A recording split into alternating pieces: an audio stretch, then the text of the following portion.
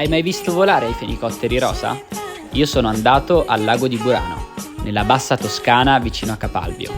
Il parco è facilmente raggiungibile da Roma e da Firenze ed è perfetto da visitare sia in estate quando siete in vacanza in zona, sia anche nel periodo delle grandi migrazioni autunnali e primaverili dei volatili. Il tour del parco è veramente molto interessante, tra birdwatching e racconti delle guide che sono molto preparate.